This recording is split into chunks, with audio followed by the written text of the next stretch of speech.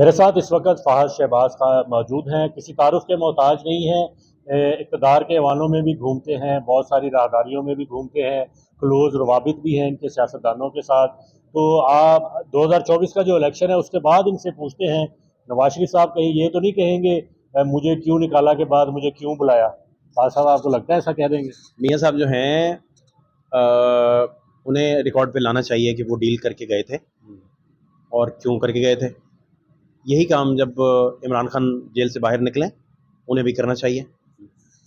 जहाँ जहाँ इमरान खान साहब मीडिया को टाइट करते थे और जब सहाफ़ियों को टाइट करने के लिए कानून नवाज शरीफ की पार्टी बना रही थी और लोग ऑफ एयर हो रहे थे, तो ये सबको मेरा ख्याल है इन सारी चीज़ों का ख्याल करना चाहिए कि मुश्किल में जब भी कोई पॉलिटिकल पार्टी पड़ती है तो सबसे पहले उसे आप याद आते हैं। तो मियाँ साहब आप जेल में सोच तो रहे ही होंगे मुझे क्यों बुलाया?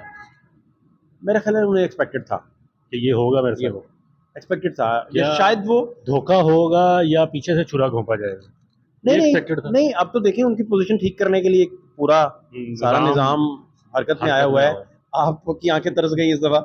आप मुझे इंटरव्यू में बता भी रहे थे कि आपने फार्म 45 की शक्ल तक नहीं देखी। ऐसे ही है। देखिए एक जर्नलिस्ट के लिए फार्म 45 तो उसकी दिल फरेब महबूबा ही है ना। ऐसे ही है। तो उसने पोलिंग वो स्टेशन के लिए। हाँ, तो उसने वही नहीं देखा, तो फिर उसने क्या देखा। अच्छा ये बताएं कि खान साहब की जो जमात है या उनके हमायत याफ्ता उम्मीदवार, ये ना उनकी फुल फ्लैश टीम थी, ये ना उनकी अंडर 19 टीम थी, ना उनकी ए टीम थी, ये बी टीम और बहुत सारे ऐसे कैंडिडेट थे जिनका लोगों को पता ही नहीं था। सारी उम्र तजर्बा ही नहीं है इलेक्शन लड़ने का उनका, नहीं है। वो कला ब्रेन्स हैं। तो इस बी टीम ने खोसा साहब के अलावा आप देखें हाँ, सलमान राजा भाई, उन्होंने कभी इलेक्शन तो नहीं लड़ा। नहीं लड़ा। तो बी टीम के अलावा आप ये देखें कि खोसा साहब का सरप्राइज लाहौर में से सरप्राइज है। पाकिस्तान पूरे में साद रफीक से बेहतर इलेक्शन लड़ना किसी को नहीं आता। बिल्कुल। और उसको इतने मार्जिन से शिकस्त देना, इसका मतलब ये था कि इतनी कैंपेन उस पार्टी की सबने कर मुझे दी। अंदाज़ा है, मेरी साथ भाई से एक दफ़ा मुलाकात हुई और उनसे बात भी हुई चंद दिन पहले अभी इलेक्शन से, तो उन्होंने इस खदशे का इजहार किया कि मेरे बहुत सारे वोटर्स और मेरी हल्का बंदी जो की गई है वो मुझे हरवाने के लिए की गई और वो यहाँ से उठा के बाहर फेंक दी है। ऐसा आप समझते हैं? 4 यूसियाँ मेरे हिसाब से शामिल हुई थी, 4 यूसियाँ शामिल हुई थी, लेकिन उन्होंने वर्किंग बहुत अच्छी कर रखी थी। ये यूसियों के चक्कर नहीं था। आप देखें कल रात तक जो पूरे पाकिस्तान का ट्रेंड था, सही है। आप अगर free and fair election form 45 के चक्कर में खुद देखते और आप इन बातों की तस्दीक कर रहे होते तो मुझे ज़्यादा खुशी होती, क्योंकि आपने आपकी तस्दीक और आप पे ईमान तो दुनिया ने लाना है कि यार ये देखें अली साहब ने, अली वकार साहब ने क्या कहा है, तो इनकी बात ऑथेंटिक है क्योंकि ये फॉर्म 45 देख के आए हैं, ये आरओ को मिल के आए हैं, ये प्रिजाइडिंग ऑफिसर को मिल के आए हैं, फॉर्म 47 तक ये साथ है। इवन दो कैंडिडेट्स हमसे पूछते हैं यार आपके पास होगा, हमें भी बता दो क्या बना रहे। ठीक हो गया ना सर।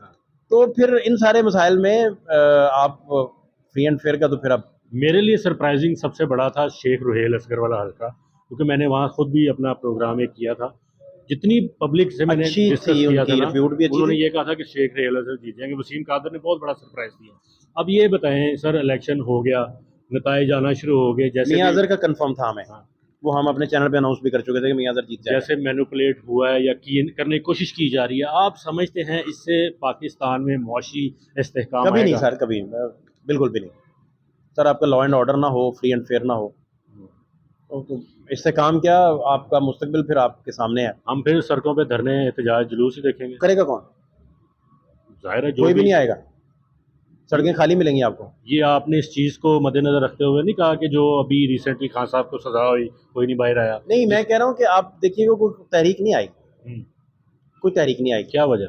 वो तहरीक चलाने के लिए भी इजाज़त मांगना पड़ती है। अच्छा, तो आप जब इजाज़त मांग के आपने तहरीक चलानी है तो फिर आप क्या करेंगे? तो जिन्होंने इजाज़त देनी है उनको नहीं एहसास कि मुल्क किस तरफ जा रहा है? ये तो पॉलिसी साज बेहतर इसको कर सकते हैं। मेरा और आपका तो मेरा ख्याल है मैंडेट ही नहीं है कुछ। आपको तो 45 नहीं वो देखने देते। ऐसे ही है। मतलब इसका मतलब ये है कि दूसरी दफा सालन अपने घर में नहीं मिलता। ऐसे ही है। जिसके आप बीट रिपोर्टर हैं, जिसके वहाँ पे हम भी हमें एक्सेस कवर दी कर, गई। वहाँ नहीं दी गई भाई। अपने घर में हमें चाय नहीं किसी ने पूछी, सड़कों पे धक्के खाते रहे सारा दिन सारी रात। सर, जो 56 घंटे आपको हो गए इधर। जो एक अच्छा सियासतदान होता है या खुद को जो समझता है कि मैं एक तजर्बेकार और बाशाऊर सियासतदान हूँ, मुझे हालात देख के ये अंदाज़ा हो जाता है कि चीज़ें किस तरफ जा रही हैं। नवाज शरीफ को क्या अंदाज़ा हो गया है कि अगर वो प्राइम मिनिस्टरशिप ले भी लें तो वो उस तरह चल पाएंगे? नहीं नहीं, मेरा नहीं ख्याल वो काम नहीं करेंगे, वो प्राइम मिनिस्टर नहीं बनेगा। अभी तो खैर रिजल्ट बहुत सारा आना बाकी है, बहुत ज़्यादा उलट पलट रिजल्ट आ गया फ़र्ज़ करें, ऐसी और कोई सादा अक्सरियत भी बहुत आगे तक चली गई तो फिर मैं नहीं कुछ कह सकता कि वही हो जाए जो उन्होंने अखबार में छापा था, ठीक है ना। लेकिन कैसे जाएगी? अगर कोई मखलूत खलाई हुकूमत मखलूक बननी तो है, नहीं आएगी। अगर मखलूत हुकूमत बननी है, अगर मखलूत बननी है, फिर मियाँ साहब प्राइम मिनिस्टर नहीं आ रहे। तो फिर किसको आप देखते हैं जो कैंडिडेट इस काबिल है, जो आप किसी को आगे कर पाकिस्तान को देंगे, रिप्रेजेंट करें? किसी को आगे कर देंगे, शहबाज शरीफ साहब ठीक शहबाज रहेंगे? साहब को आगे कर देंगे। और अपना क्या ये दोबारा यही फार्मूला तो नहीं आएगा कि वाला साहब वफाक में वज़ीर आज़म हो, नहीं, नीचे तो वो साहब तो ज़्यादा ट्राई वज़ीर मरियम की भी फिर कर सकते हैं, आला एन जीत गई है ना अपना। जीत गई। तो अगर मखलूत ही बननी है तो हो सकता है मरियम को आगे फिर कर दें, लॉन्चिंग ना करवाएं शहबाज शरीफ उनसे। बहुत सारे लोगों के मुमकिन है ना, दिलो दिमाग में ये कयास हराइयाँ भी हैं, हमारे में भी एक जहन है कि हो मरियम सकता है। हो सकता है, मरियम बीबी जो है हो सकता है प्राइम मिनिस्टर के लिए कहें जी हमें करवा दें आगे। अपना बंदा कोई तो देना है ना सर, सही है। तो फिर हो सकता है, या फिर बिलावल वाला भी चांस हो सकता है। अभी तो जोड़ तोड़ होगा, असल में नंबर गेम है ना, पूरी नंबर भी तो सामने आए ना। ठीक है। आपके पास नंबर जो है वो आपके वो हैं जो आप चला नहीं सकते, जो नंबर आए हैं उनमें अभी पता ही नहीं है कौन, अभी तो इक्वल इक्वल जा रहा है। बिलावल फिर की तो इंडिपेंडेंट्स और पीपल्स पार्टी मिलकर गवर्नमेंट बना सकती है। बिलावल की जो लाहौर से शिकस्त हुई है उससे कितना डेंट पड़ेगा पीटीए पीपल्स पार्टी का जो बयानिया है उससे? नहीं नहीं, कोई नहीं, वो लाहौर में है ही नहीं वैसे ही। उन्हें अभी बहुत काम करना पड़ेगा, इधर बेस कैंप लगाने पड़ेंगे, इधर रिफॉर्म्स करनी पड़ेंगी, इधर सारा कुछ करना पड़ेगा। उनकी ये मौजूदा क़यादत भी जो इलेक्शन को देख रही थी वो बुरी तरीके से नाकाम हो गई है, वो बुरी तरीके से फेल हो गई है। इसमें ये नहीं मुझे पता चला कि ज़हीर खोकर इतना तगड़ा था वो किधर गायब हो गया। हालांकि हमने जब सर्वे किए थे 80,000 प्लस वोट लिए हैं। वो लिए हैं, बिलावल थर्ड आए हैं ना फिर। हाँ थर्ड है, हाँ, थर्ड तो है। हम थर्ड ही अनाउंस कर रहे थे उनको कि ठीक। बिलावल थर्ड आएंगे। तो फाइनली आप वन लाइनर इस इलेक्शन के बारे में कोई बात करना चाहें तो क्या होगी? मेरा ख्याल है कि तारीख का इतना मुतनाज़ा तरीन इलेक्शन, लेकिन उसके बावजूद भी बहुत सारे बुरज इसमें उलट गए। सर मैंने कानून पढ़ा है, इलेक्शन कमीशन को मैं कवर करते हुए 13 साल हो गए मुझे अल्हम्दुलिल्लाह। ये तीसरा जनरल इलेक्शन है और इलेक्शन कमीशन की अपनी रूल बुक्स गाइड्स हर चीज़ में लिखा है कि जो आरओ है वो रात 2 बजे तक रिजल्ट देने का पाबंद है। कोई ऐसी सिचुएशन हो जाती है या वो धुंध आ जाती है, बारिश आ जाती है, तूफान आ जाता है, आंधी आ जाती है, फिर भी वो सुबह 10 बजे तक रिजल्ट देने का पाबंद है। लेकिन यहाँ पे तो आप शाम 5 बजे तक रिजल्ट नहीं आ रहे।